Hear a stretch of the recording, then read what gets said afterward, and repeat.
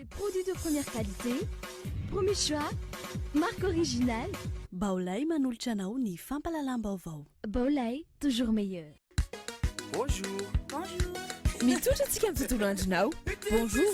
Zioantsika jiaby. Manolotra ho anao ny vaovao.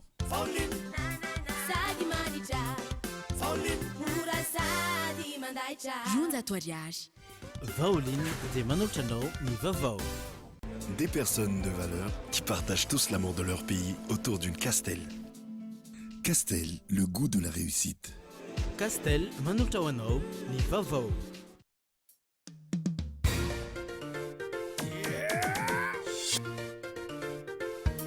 Arahinao ny fampalalam-baovao miaraka amin'ny spaghetti Francia. Spaghetti Francia, safidiko safidintsika.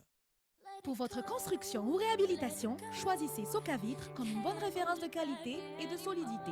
Ny fampalalam-baovao iarahanao amin'ny Socavitre.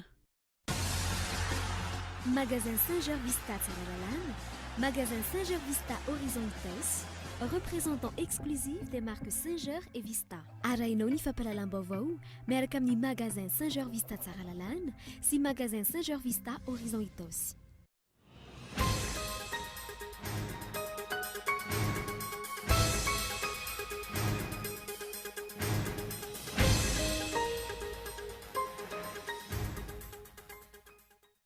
Ny arabany antoko malagasy miara-miaingana sandjoro mpanohitra ny firenena Afrika Atsimo. Dingana lehibe ny fasahiny mandray andraikitra tahaka izany raha ny taratasy nalefa ny masovoa afrikanina tatsimo. Tsy misy tafiditra amin'ireo lisitry ny kompania pirenena vahiny liana amin'ny fandraisana ny fanarenana ny ary Madagasikara, ireo kompania lehibe rehetra maneran-tany. Kompania lehibe amin'ny hery-zotra regional izay mampifandray ny firenena eto amin'ny ranomasimbe indiana amin'ny ankapobeny no liana tamin'ny tolotra.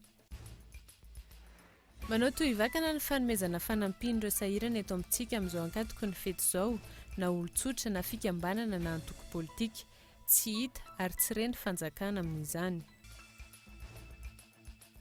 Mandalo eto an-tanindrazana i Jean Christian izay tompon-daka eran-tany amin'ny taranja boxe chinoise sy sonda. Any ivelany, tafapetraka omaly ny gouvernemanta vaovao any Congo, fampanantenana sy fandarana asa ho tanterana ao anatin'ny 5 taona no resaka tamin'izany. Ny andindindreo avy hatrany.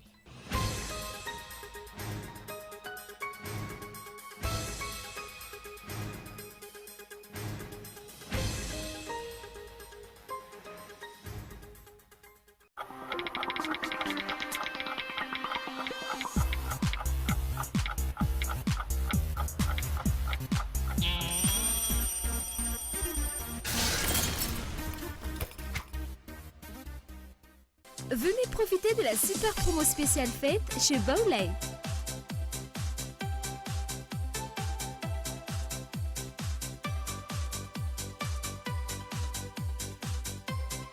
Baolay vous propose de grandes promotions sur les TV LED, subwoofers, panneaux solaires, lecteurs DivX, caméras de surveillance. Baolay vous souhaite un joyeux Noël et une fin d'année inédite.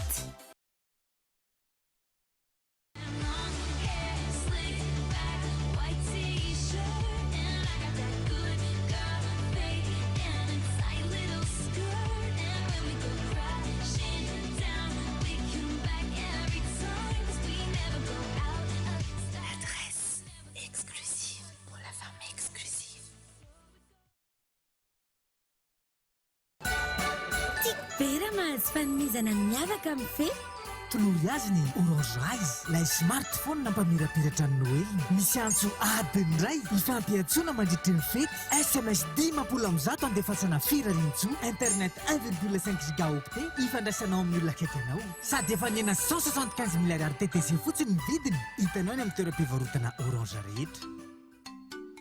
Mahasahana ny tontolom-piainanao, Orange.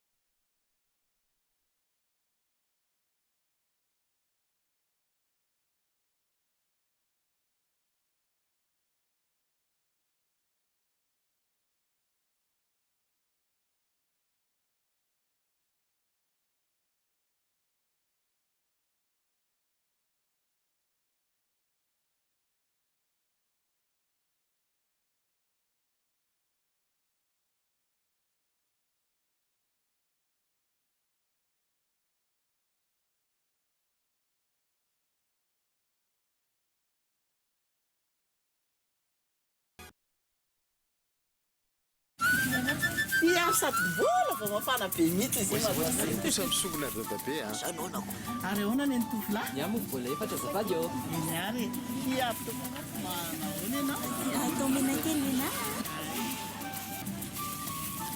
hono aky fa ahoana kindry malafo mofo petape ohatra zao tsy ambara telo lovaiko tamin'ny bebe ako akia safasdan tsy ambaratelo ny fahombiazana.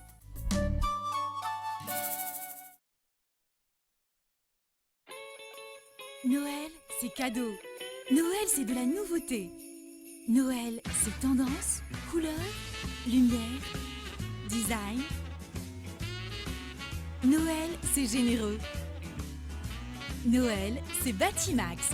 Profitez des remises exceptionnelles jusqu'à moins 50% chez Batimax. Batimax, la qualité au meilleur prix.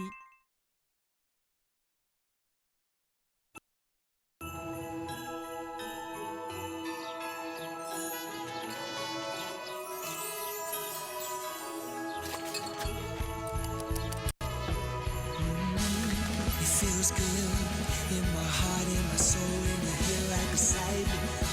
I will never want this day to end. No one can stop me when I taste the feeling.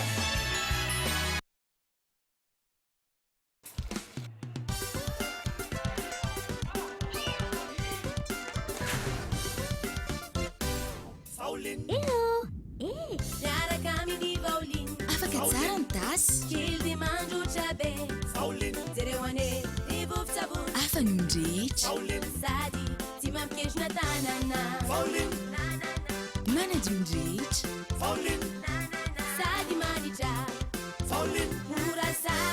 ndrehetra ronja ato ariary. Bonjour. Bonjour. Bonjour.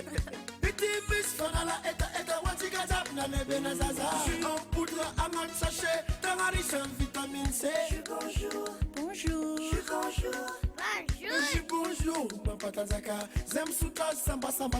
Bonjour. Bonjour nareo e. Efa ho bonjour. Maro karazana go aminazy tsara loatra zangana aminazy zetsika jiaby. Bonjour.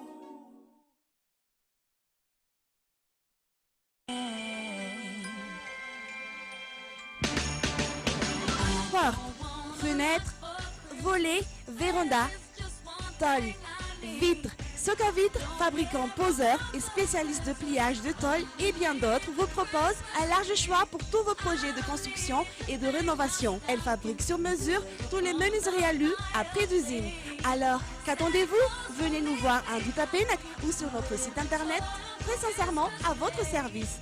Jusqu'au 31 décembre, moins 10% sur les menuiseries en aluminium, volets roulants et rideaux métalliques.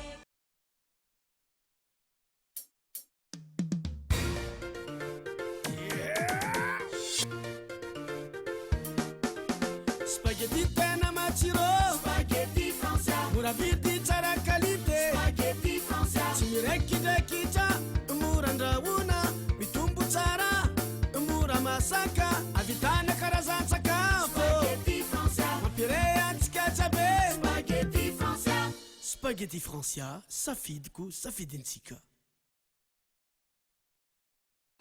Te ampifaliniavako amin'ity fety ity ka andefa volany aminy. Ampiasao, alefa samitsika Orange Money fa maimaimpona ny sarany fandefasam-bola hatramin'ny 10 alina ariary amin'ny samitsika Orange Money. Ny 10 hatramin'ny 1 Desambra antsoina ny dièse 144 dièse safidy iray. Alefa re! Mahasana ny tontolo-piainanao, Orange. Des gens de talent, j'en rencontre tous les jours. Comme d'habitude.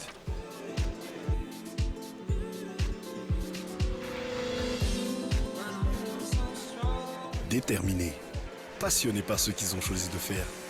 Des personnes talentueuses dont l'avenir s'annonce très prometteur. De telles personnalités, je suis fier que nous en ayons à Madagascar. Des personnes de valeur qui partagent tous l'amour de leur pays autour d'une Castel. Castel, le goût de la réussite. Bijouterie Santia, mividy volamena, manamboatra ny simba sy manefy firavaka vaovao, na volamena, na volafotsy. manomboka amin'ray alina ariary ny firavaka.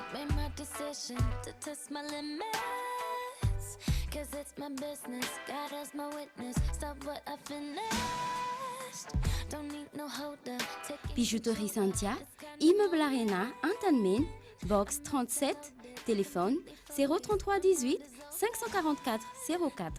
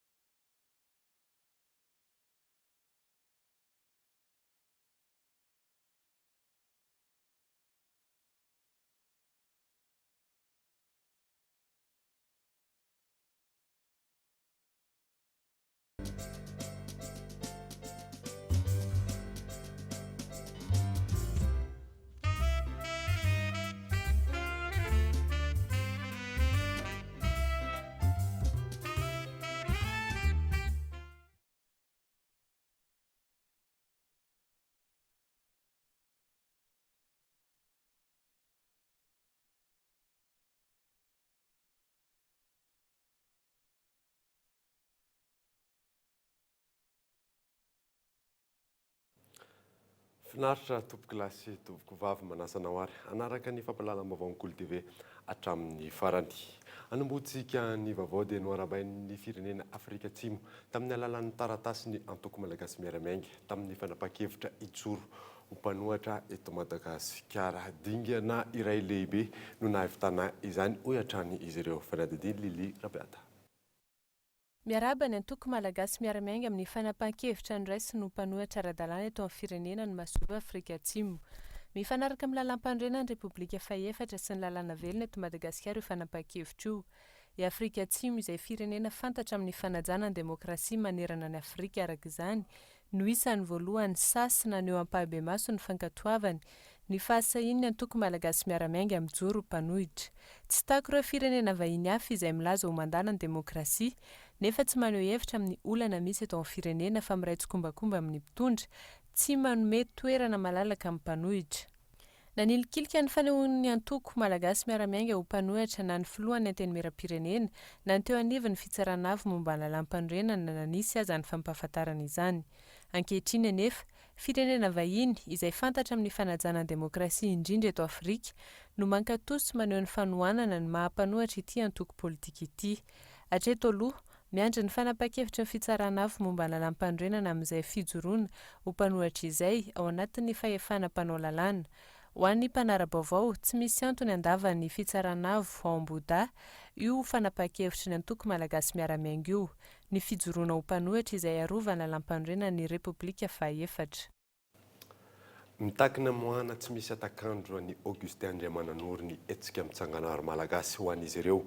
Tsy manaja ny zon'olombelona ity fitondrana misy amin'izao fotoana ity ary tsy mandeha araka ny lalàna velona amin'ny fitsarana ny fikambanana ao anivon'ny antoko mapara io. Fanadadiny Michel Aranardzon. Naneho ny heviny mikasika ny raharaha Augustin Andriamananoro ny mitsangana ary malagasy androany ho an'ireo mpikambana eo anivony io hetsika io tsy ekena ny zavatra tahaka izany ary mangataka tsy misy atakandro ny hamoahana azy any am-ponja.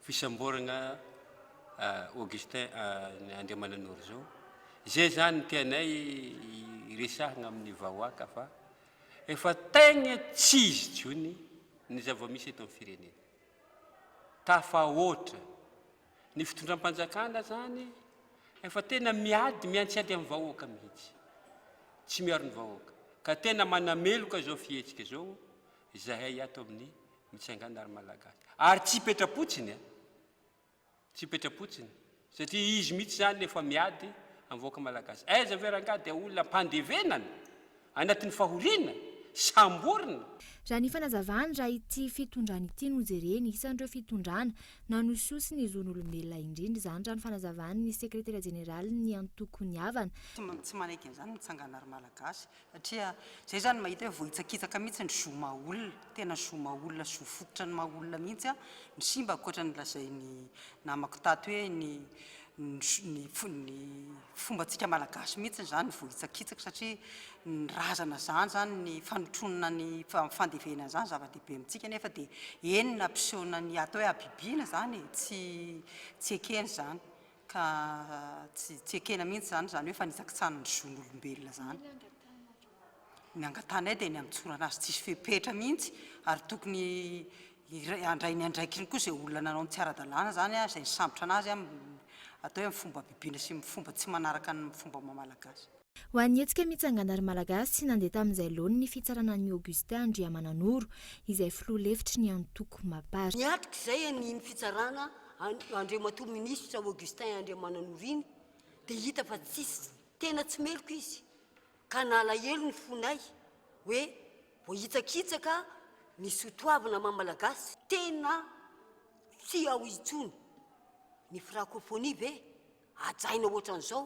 fa ny zony malagasy tsy misy dia zay ao amin'ny mitsangana ry malagasy a dia mahatsaro voahitsakitsaka ary hitsangana hatramin'ny farany hijoro hatramin'ny farany hitaky fa tsy ekena intsony ny ohatran'izao avoay tsisy pepetra io olona io hatreto aloha any am-ponja no manao ny fetin'ny krismasy Augustin Andriamananoro miandry ny valim-pitsarany ny 17 desambra izao nosokajiny ny mitsangana ary malagasy ho fitondrana gaboraraka manageja ny vahoaka kosa ny fitondrany Erajonary Mampianina naneo ny heviny momba ny fisamborana ny Augustin Andriamananoro ihany komony Général Camille Vital manameloka ny fomba fiasan'ny gendarmerie pirenena ny tenany ary miantso ny mpitandro ny filaminana iaro ny vahoaka hatrany fanampanazavana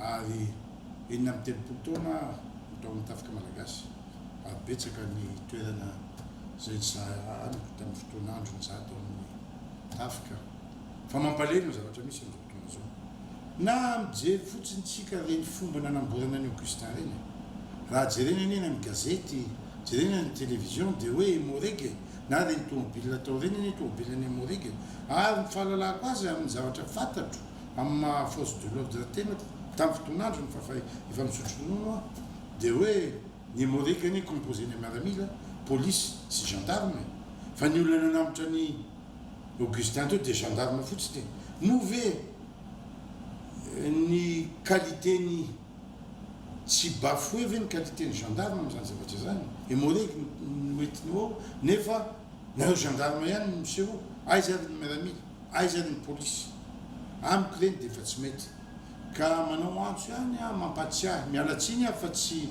sanatria tsy baiko hoe ho anareo zandry zay mbola perinasa misy zavatra tsika ny hoe tandroko ary ny voziny ary ny vahoaka malagasy narovatsika firenena malagasy narovatsika aza dia manao dérapage loatra aza dia ny fitondrana eo atoerana narovany fa ny vahoaka tokony jerena zotra mpifidianana mandeha roa taona mialofo milaza vonona amin'ny fanomanana ny fifidianana filoham-pirenena ny taona 2024 ny CENI fifidianana ara-dalàna sy lavitry ny kolikoly ambetitenin'ny filohan'ny CENI tamin'ity androany ity fanampanazavana manamafy ny CENI fa hiezaka hatrany ianao zay ahaton'ny tanjona dia mba ho fitatranana fifidianana ekeniny rehetra ary demokratika tokoa no hiatra eo amin'ny isan'androny hiezaka hatrany izy mba hampanjaka ny fanakalozan-kevitra sy ny mangarahara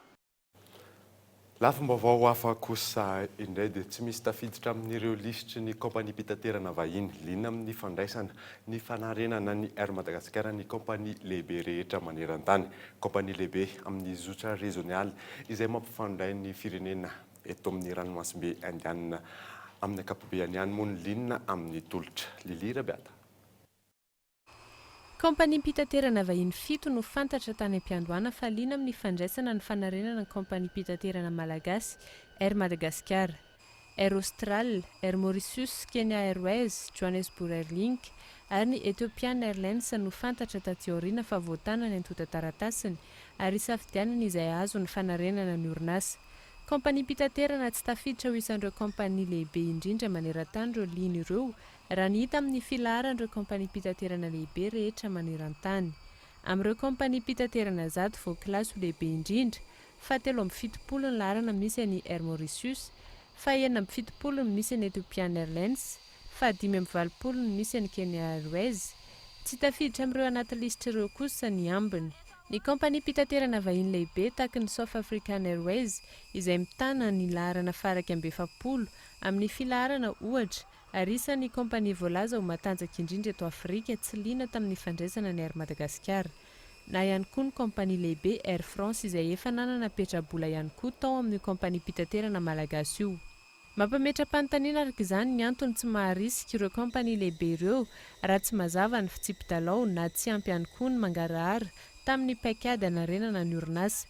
Ny fantatra hatreto, entina hanampiana ny teti-bolan'ny orinasa ny tanjona amin'ny fitadiavan'ireo mpiara-miasa ireo. Nahazo fahafahana vonjomaika omaly ariva ny roa tamin'ireo mpanondrana sokatra tratra tamin'ny raharaha fikasana anondranana sokatra antsokosoko tao amin'ny hôtely iray tao Antaninarenina. Tokony ampiarina amin'izy ireo ny lalàna raha ny fanazavan'ny mpisolo vava avy eo anivon'ny AVG. Fanadidiny Mikael Ramarola. Olona enina no nahiditra ponja ny 7 Novambra lasa teo noho ny fikasana anondrana sokatra miisa 770 tsy ara-dalàna. Ny roa tamin'izy ireo no nivoaka ny fonja omaly ariva izay nahazo fahafahana vonjomaika. Matahotra araka izany ny eo anivon'ny AVG ny mety tsoahan'ireo olona ireo any ivelany manoloana izany.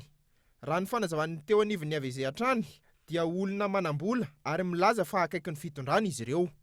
Tao anatin' zareo ireo koa zany dia efa nisy manambonina hatrambony koa ny ndrehetrehtra ny amoakandry zareo zany sy zany ny famareo zany mbola tsy siora tsara zay fa misy koa zany miteny hoe manana mahalala olona any amin'ny fitondrana ambony ry zareo en présidence zany.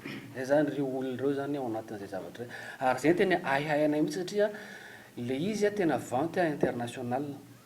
Midika zany fa tena manana moyen reo olona ireo zany, resaka arabola, resaka armoyen zany no resantsika zany. Ka zay tena hoe hainay hoe tena matahotra zay zany fa hoe mitsoka reo olona ireo. Voalaza hatrany ny hoe tokony ampiarina ny lalàna sy ny sazy mifanandrify amin'ny heloka nataony. Saingy tamin'ity raharaha ity dia tsy nisy izany, hoy kosa ny mpisolo vavany eo anivon'ny AVG. Ny ministera ny fitsarana ny teny mihitsy hoe tsy handefitra amina resaka fanimbazomana tontolo iainana fa anao sazy enjana ary anao sazy modely ho an'izay olona. Ny zavatra nisy nahazo fahafahana vonjomaika ny rola vaovao re zay omaly dia lasa fanontaniana zany ny Alliance Voargasy amin'izao fotoana izao hoe tena matotra ve isika raha miteny hoe sary-piaro sa tenenina mivava le izy dia nefa ny zavatra mitranga aty ambany aty ambadika tsy dia tena maneho an'le sary-piaro, tsy dia tena hoe ho sazy modely. Mipetraka hatrany ny aya amin'ny fahaleovan'ny tena ny fitsarana manoloana izany tranga izany. Ireo eloka ataon'ny olon-tsotra no ampiarina ny lalàna, ny eloka ataon'ny mpanambola sy ny manodidina ny fitondrana tsy voakitikitika. Ho an'ity raharaha sokatra ity, atahorana ihany koa ny voahan'ireo olona ambiny ireo. Mpianatra manodidina ny 80 isa avy amin'ny fianakaviana sahirana tao amin'ny akany iray no nahazo fanomezana avy amin'ny antoko malagasy miara-miainga sy ny fikambanana vehivavy malagasy miara-miainga. Fanadadiny Lili Rabiata. Kilalao, vatomamy, sakafo ireo no nizaraina tamin'ny ankizy mianatra sy taizana ao amin'ny akany Le Bon Samaritain Anjanahary tamin'ity androany ity natolotry ny antoko malagasy miara-miainga sy ny fikambanana vehivavy malagasy miara-miainga. Fanomezana entana ampirisihana ny fanampiana ny ankizy sahirana ny hetsika raha ny fanazavana. Ho fanampiana amin'ny fiatrehana ny fetin'ny krismasy no nanomezana reto fanomezana reto, saingy mbola ezahana itony fiara-miasa ho ny filohan'ny antoko malagasy miara-miainga. Misy Scrabble, misy kilalao hafa novainay le izy fa le mahafinaritra le manana kilalao entina mody mihina fa mety misy manampy fahazava-dehibe mba zavatra kilalao lalaovinareo mandritra ny taona dolovain'ny ankizy fandimby eto androany zay mandalo eto a efa hitanay ny toerana maka sitrapon'Andriamanitra ezaka zay a na isam-bolana na isa roa volana mitondra zay afaka hoentinay a nampiananareo ankizy sahirana manodidina ny 20 isa no raisina an-tanana eto amin'ity toerana ity mitaiza mampianatra manome sakafo ary manabe ara-panano ataon'ny tompona andraikitry ny akany amin'ireo ankizy ireo anatra ohatrany any amin'ny sekoly misy ary manaraka amin'ny programa mpanjakana mihitsy izy a dia ny klasy misy a T1, T2, T3, T4 fa aveo ireo ankizy ireo rehefa miakatra T5 izy a dia alefanay any amin'ny EPP fa mbola izay ihany no miantoka ny saram-pidirany a ny fitaovam-pianarany ary mbola misakafo eto amin'ny centre izy. Nahazo fanampiana ihany koa teto ny ray aman-dren'ireo ankizy beazina atao amin'ny akany. Ankoatra ny kilalao sy ny vatomamy nomena ny ankizy, vary natolotra ny ray aman-dreny. Mahazo fanampiana sy fanabeazana avy amin'ny akany ihany koa ireto ray aman-dreny reto amin'ny fitaizana ny zanany sy ny fitondrana ny tokantrano. Nampatonga namanao an'ilay izy misy zavatra tsy haiko izany dia ao anatin'ilay izy misy fampianarana be da be dia izay mahatonga na mazoto manao izy fa misy zavatra tsy takatro dia mbo zareo mananona dia misy takatro izay mahatonga na mazoto manao an'ilay izy satria misy fampianarana bebe kokoa anao ilay izy misy tombontsoa azoko izany ilay izy dia misy tombontsoa an'ilay zanako dia izay mahatonga na miezaka manao an'ilay izy dia fisaorana amin'reto malagasy miaramianga zany izay amin'izay fanampiana nomena ny mpampianatra sy ny mpianatra amin'izao vaninandro zao ka dia makasitraka makatelo izay ary fary tokoa ny fonay na hatramin'ny ray aman-dreny na hatramin'ny zanaka dia liana fanabeazana daholo ary tanteraka tsaka tsy andavana zany dia misaotra betsaka tompoko. Fikambanana sy antoko politika tahaka ny malagasy miaramianga ny manome fanampiana amin'ny akany tahaka izao ary mahita ny fahasahiranany mponina eto Madagasikara raha toka ny mpitondra tsy mahita ary manontany ny fahasahiranany. Hita taratra amin'ny hetsika tahaka izao ny zava-misy iainan'ny malagasy indrindra ireo sahirana tsy misy pia. Fa nanolotra fanampiana ihany koa ny association fity amin'izao akatoko ny fety izao tsy ny ankizy ihany moa nahazo izay fanampiana izay fa nahazo ihany koa ny ivitoerana mitahizany olona manana fahasembanana fanadidina. Nozarana fitaovam-pianarana tetỳ amin'ny Samadio Ilafy ireo zanaka mpivarotra legioma teny Analakely ankizy 20 ny tonga tetỳ. Paly tena mafana indrindra. Ilay fitaovako ampy misaotra tompoko satria nahasoamezana faly tompo.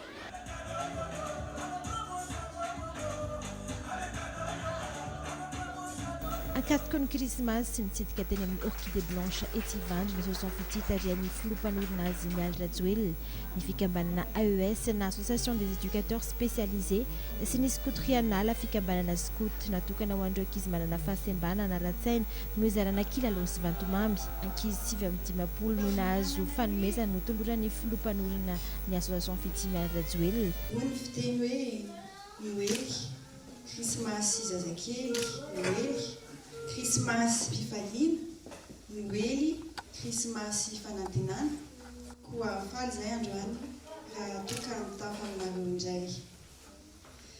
Noho izany dia miaraba manokana anareo ny tenako sy ny mpiaradia amiko atao amin'ny fikambanana fity ary manolotra fisaorana sy fankatelemana ho anareo tompona andraikitra rehetra. Misaotra anareo amin'ny ezaka lehibe izay ataonareo. Misaotra anareo amin'ny fanabeazana omenareo. Misaotra anareo amin'ny fikolokoloana sy fikarakarana ireto ankizy mitondra fahasembanana.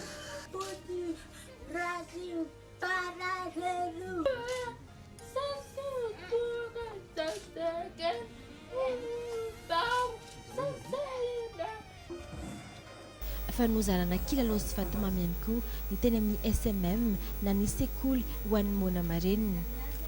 Krismasy tokoa ny andro, andro mpifaliana, andro fanehoana ny fifankatiavana ary dia tsiapako fa manjaka eto amin'ity toerana ity ny fifankatiavana, ny fifanampiana, ny firaisan-kina ary indrindra ny fandavan-tena izay misy anatinareo tsirairay avy. ireo ankizy marary sikamboty ihany koa dia nahazo fanomezana amin'izao akatoky ny fety izao. Isan'izany ireo ankizy voan'ny IMC na infirmité motrice cérébrale avy amin'ny association Titel sy ireo ankizy kamboty avy amin'ny centre orphelin de Paulin Itsekadvato. Ankizy 20 no nahazo kilalao sy vatomamy tamin'izany no zarany filompanorany association Fity Mialy Rajoely.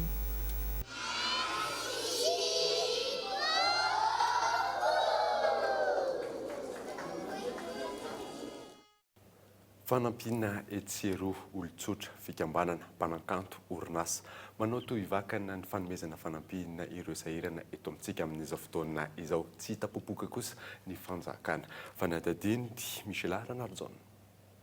Eto amin'ny la réunion kely amin'izao ankatoky ny fety izao mangina ny fandraisana ny krismasy ho an'ireo renim-pianakaviana nanaiky ny resaka taminay amin'ny ankabeny miandry fanampiana izy ireo hatreto tsy misy na tompona andraikitra iray eo anivo ny fanjakana na nompimaso ny fahasahiranana na izany fokontany na izany solombavam-bahoaka na ihany koa ireo tompona andraikitra ambony eo amin'ny fitondrana. Fa misy manatitra fanampiana dia isaorana Andriamanitra fa rehefa tsisy manatitra dia tsy maintsy mivarotra ihany ianao. Eto manana aloha mbola tsisy etseto fa mivarotra kapoaka sy tavoahangy dia izay ny hividanana hanina rehefa malafo moa rehefa tsy malafo ianao dia tsy maintsy mandeha mangata. Miava misy avy amin'ny fandrakana tonga ety taloha fa zao izy ohatrany tsy mbola nisy avy amin'ny fandrakana nanatitra aloha izao. Ny fandraisan'ny fanjakana andraikitra zany amin'ny masahirana anay tety aloha mbola tsy hitako hatseto. Fa ny malala-tanana sy mba malahelo zany nefa nanome anay omaly dia androany. Zay zany tsy miandry fanampiana fa mba hoe misy fifaliana kely koa zay rehefa misy manome satria raha mivatra zao zay malafa efatsarivo androany na 3 zay lafinay zay nefa ny tsy ampy anay androany tontolony antsy fa atao mahampy zany amin'ny mahatsy manana anay. Raha ny zavatra hita teny an-toerana nefa tamin'ny fotoana nanaovanay ny fanadihadiana, fikambanana, orinasa, mpanakanto, mifarimbona ary manome ireo izay kely tsy rambony tanana. Ny fanampiana aloha dia tena ilaina dia ilaina satria mbola tena hita hoe mbola vahoaka sahirana be tsika malagasy. Fa dia manao antsoavo zany, manao antsoavo anareo rehetrarehetra izay malala tanana mba hanampy an'ireo sahiranareo satria tena hita hoe miafy be izy amin'ny fiainana sady mijaly izy amin'ny fiainana. Izay ny zavatra hita. Mipetraka avy hatrany ny fanontaniana, aiza ny fanjakana, aiza ny vola be fandraisan'ny fanjakana hatramin'izay, tsy misy na dia iray aza ve natokana ho an'ireo mahantra sy tsy manankoanina, indrindra amin'izao andro fety izao, fiebebona amin'ny tsy antony, izay no isokajiny ny mitsangana ary malagasy ny ataon'ny fitondrana, rajona ary mampianina amin'izao. Tsy hita ny tokony hoe izao ny fandraisan'ny fanjakana andraikitra momba amin'izany. Sosialina reo olona reo nianatra izy. Fa izahay zany zahay vahoaka, zahay majinika, fijerinay azy, aiza ho aiza ny fahaizana. Sosialina zany ve dia tsy ho fantatry an'ireo. Fa manamamo an'ilay malagasy. Zay no mahatonga ny malagasy amin'izao fotoana izao mijoro, ary mijoro lasa ohatrany fahavalo zany ny fanjakana sy malagasy zao. Ka tokony heritreritra momba amin'izay. Sosialina zany ve dia ho atao etude, sosialina zany ve dia ho atao calcul hoe zao nanaovana an'izany. Ny malagasy manana malagasy mantra egal misy arikarena tokony izay no eritreretiny fanjakana. Fa tsy eboebo amin'ny zavatra rehetrarehetra io andianana nefa le malagasy no ilaina ho avotana. Ratsory ny samy maka ho azy ny malagasy mpiray tandrazana amin'izao fety izao. Ny mahantra hanao ny fetiny, ny manan-karena hanao ny fetiny, ny mpitondra fanjakana hanao ny fetiny ihany koa. 2 andro mialohan'ny krismasy, mangina tanteraka sy tsy ilobava ny fanjakana, malona ny fahantrana iainan'ny vahoaka, ny fikambanana, olotsotra, mpanakanto, antoko politika, samy mahatsapa sy mahita ny fahasahiranana iainan'ny vahoaka. Ny mpitondra itsankilana, mitady porofo ilazana fahasahirana ny malagasy ary tsy hita amin'ny fanampiana. Ilana finiavana sy faharetana ny fanabeazana ireo ankizy manana fahasembanana ara-pandrenesana raha ny fanazavan'ny tompony andraikitra toeram-panabeazana marenina eto Andrenivohitra tsy diso anjara amin'ny fankalazana ny fetin'ny krismasy izy ireo. Fanadadiny Fezoro Rafaly. Afaka mankalaza ny fetin'ny Noely toy ny ankizy rehetra, ireo ankizy manan'olana ara-pandrenesana. Tsy mora nefa ny fampianarana sy ny fampitana ny hira na ny tsinjery amin'izy ireo. Faharetana sy finiavan'ny mpanabe no ilaina hoy ny tompon'andraikitry ny ivitoerana iray mpanabe ankizy marenina eto Andrenivohitra. Dia efa voataizatra hatrany amin'ny fiandohana izy amin'ny fitezam-panahy dia efa mahafantatra ny hoe fankalazana izany krismasy natarahan'i Jesosy Kristy mpamonjy. Ny fampianarana ny hira na dia aloha somary manano sarotra ihany satria ny hira etsy an-tany manaraka ny ataontsika hoe bakira nefa ampiarahana amin'ny teny tanana dia somary izay zany mahasamy hafa azy hoe somary sarotsarotra ihany somary mila manana faharetana zany dia mpanabe mampianatra azy. Ankoatr'izay afaka ny anana ho avy mamiratra ihany koa ireo ankizy marenina. Ho an'ny toeram-panabeazana ankizy manana fahasembanana ara-pandrenesana iray eto Andrenivohitra izay nanaovana fanadihadiana manodidina ny 900 ireo ankizy niatrika ny fanadinam-panjakana CEPE, BEPC ary baccalauréat nandritra ny taom-pianarana lasa teo ary nahatratra 700 ny taham-pahafahana. Manoloana ny fahasarotan'ny fampianarana ireo olona manana olana ara-pandrenesana, misy ihany koa na mbola ankavitsiana aza ireo ankizy marenina manana fahasahiana ndroso amin'ny sehatry ny asa sy ny fiofanana arak'asa toy ny fikirakarana ny taovolo sy ny endrika, ny informatika sy ny maro samihafa ary afaka misitraka ny valiny asa sarany izy ireo. Fiezaka izahay moa dia hitan'ny marenina sy ny olona rehetra fa mahavita miasa sy mahavelona teny sy yankonana taozanahitran'Andriamanitra sy lakamana izany. Fahadiovan'ny tanàna voakasika amin'izany avokoa ny rehetra na eto Andrenivohitra na any amin'ny faritra. Famerenana ny fanabeazana izay manomboka eny amin'ny fiarahamonina eny hatrany amin'ny mpitondra asa. Fanadidinina rindra rendrany manana.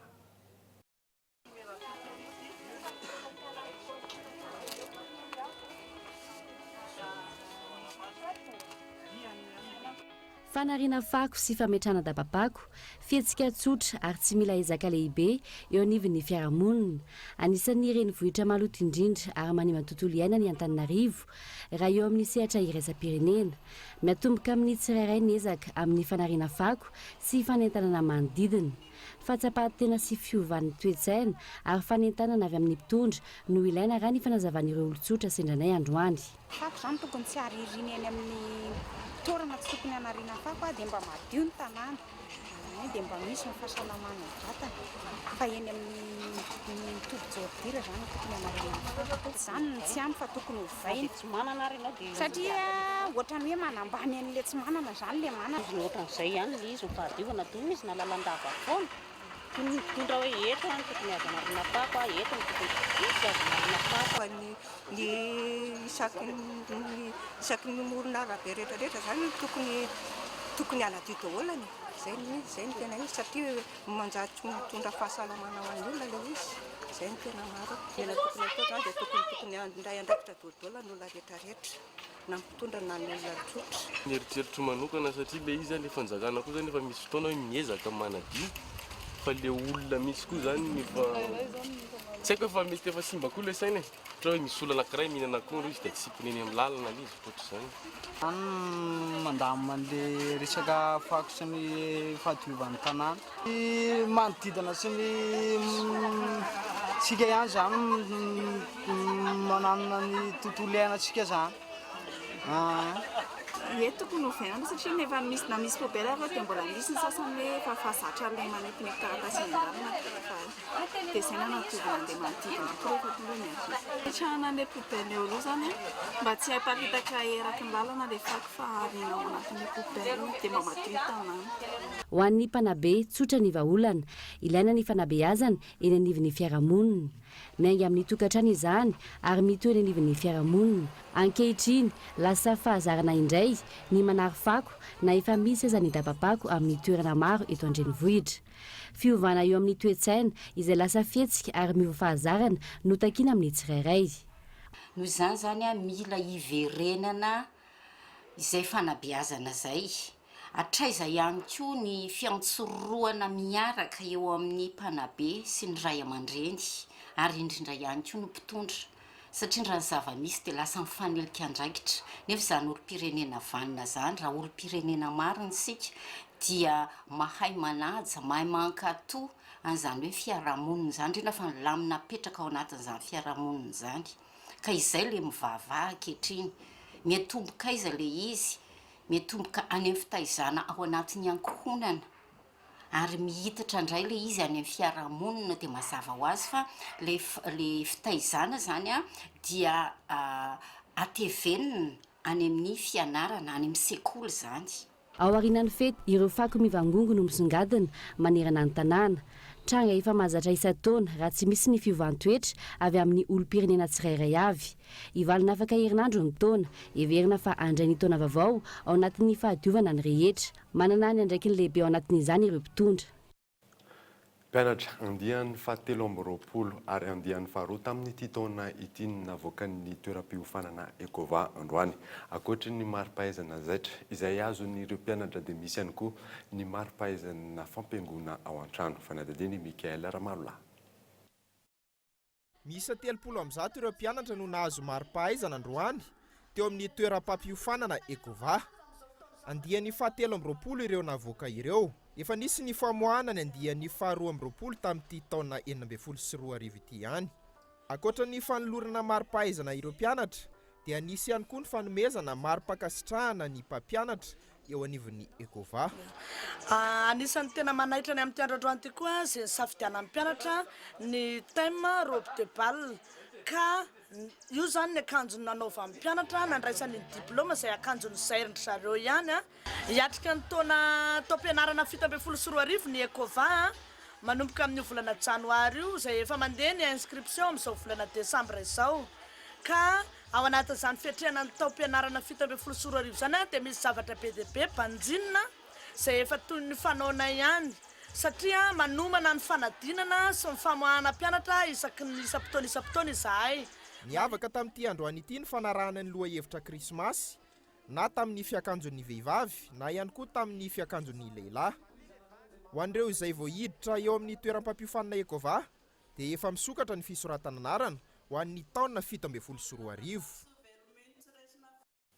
Tontolon'ny fanatanjahantena kosa indray dia mandalo eto an-tanindrazana Andria Malaza Jean Christian izay tompon-daka eran-tany amin'ny taranja boxe chinoise sy sonda hitondra ny traikefany ihany koa moa ny antondiany amin'izany. Fanadadiny Marzon. Tamin'ny 2:30 minitra maraina ny alio alakamisy no nigadina tetsy amin'ny seranam-piaramanidina iraisam-pirenena Andria Malaza Jean Christian anisan'ny andrarezana teo anatin'ny boxe chinoise. Ny bata ny tompon-daka eran-tany ny tena ny arefa impito ihany koa no nandrombaka ny andraram-boninahitra teo amin'ny sehatra iraisam-pirenena. Hitondra ny traikefany eto Madagasikara izy amin'izao fandalovana eto Madagasikara izao. Maro ireo izany ny laminasa izay ataony eto Madagasikara indrindra fa ho an'ny mpakafy ny aiady rehetra amin'ny akapobeany. Nanahoana ny dingana vita tao anatin'izay fananana rehetra izay. Inona ihany koa no tanjona ao anatin'ny tony aiady itony. Tamin'ny nanaovako ny champion du monde moa zany nanao combat 4 combat zany hoe nanao deux catégories zany hoe ny poids moa en général la moins de 70 kg dia noho ny amin'ny préparation ko tsy dia ampy loatra dia tsy tratrako le moins de 70 kg dia ny ohatra eo amin'ny 800 grammes ny poids ko zany dia obligé nanao an'le moins de 75 dia rehefa nanao an'le moins de 75 moa za dia ny premier combat moa zany fanena tamin'ny USA américain dia vita izy ny premier round 2 minutes 47 secondes dia ny deuxième combat nanao tamin'ny pays de l'Est Alger d'Abzan zay ny finale zany dia aveo nisy combat di pro sanda pro zany moins de 80 kg dia nangataka zareo dia niaccepteko izy dia natao ny contrat dia nanao an'le deux combat koza nanao amin'ny italien premier combat dia nanao ny polonais deuxième combat finale sanda pro dia zay no nahatonga nanazy amin'ny 2 médailles zany moins de 75 kg moins de 80 kg zany hoe nisy presque 10 kg différence zany fa vitako ihany le izy zany hoe combat ko rehetrarehetra premier round daholo dia misy stage zao proposena koa ho atao atoato mety avy amin'ny fendan'olo izy atao amin'ny palais de sport ihany ny stage zany mba apitapitako ny afatra rehetrarehetra am'izandro kely etotoerana sy ny mpanazatra rehetrarehetra sy ny mpanao sport zany tsy akanavaka na inona ny style farafa sportif hoe arts martiaux na sport de combat dia afaka miparticiper daholo dia misy tazorovana ngeda be zany ho ataonay atoato mety avy amin'ny fiandany aty le izy tondrana gasy zao dia hitako aloha fa manao zareo tena jusqu'au-bout tandraisan'ny président anatanety tata mazava izay resaky Andriamalaza Jean Christian izay fa anisan'ny enjana dia enjana ny fifananana rehetra ao anatin'ny sehatra raisam-pirenena nefa dia tsy nitsangamenatra ny malagasy tao anatin'ny izy ity ametraka izay fijery vaovao izay eo amin'ny maneran-tany Madagasikara ao amin'ny ankehitriny ary ny traikefa rehetra hoentina eto Madagasikara amin'ity fandalovana ity antenana sinoana fa maro ihany koa ny malagasy ho tonga amalo izay antsony izay raha ny tetandro aloha dia mbola hijanona eto izy hatramin'ny taona vaovao io ao anatin'ny izay dia isy ny fandaminana maro isan-karazany ao arinany ny fandraisan'ny filoham-pirenena azy. Vaovao iraisam-pirenena kosa indray dia tafapetraka omaly ny gouvernement tavaovao any Congo fampanantenana sy ny fandaharana asa no tanterahana taminatin'ny 5 taona moa ny resaka tao anatin'izany fanadadiny eo amin'ny sarin'ny France 24. Tafapetraka omaly ny gouvernement vaovao any Congo fitondrana ho any amin'ny fifidianana malalaka sy azo itokisana ny tanjon'ity gouvernement ity raha ny fanazavana.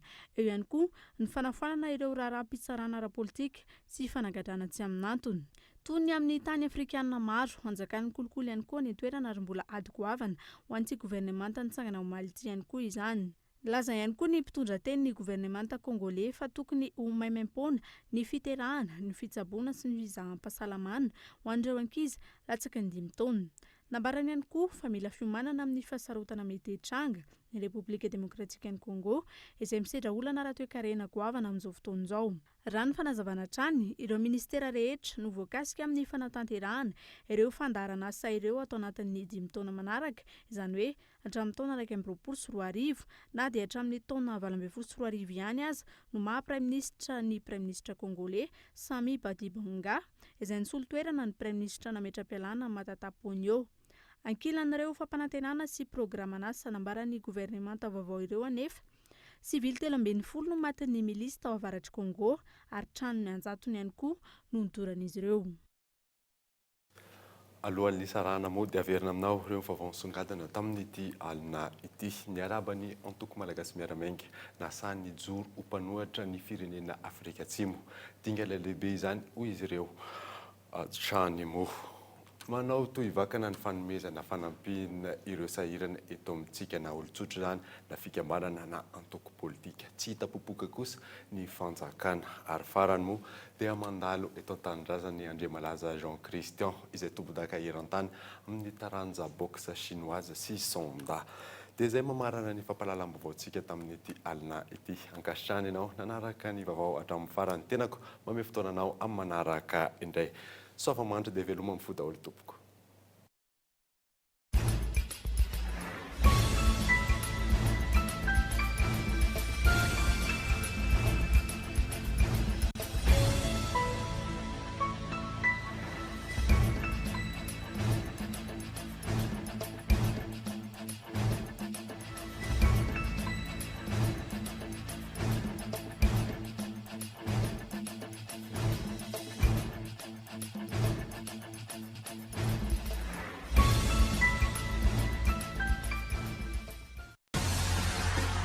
Magasin Saint-Gervista Tsaralalane, Magasin Saint-Gervista Horizon Itos, représentant exclusif des marques Saint-Ger et Vista. Magasin Saint-Gervista Tsaralalane, Magasin Saint-Gervista Horizon Itos, Nanulchanotu, Ifapalalambovo. Pour votre construction ou réhabilitation, choisissez Socavitre comme une bonne référence de qualité et de solidité. Ifapalalambovo niarahano taminy Socavitre.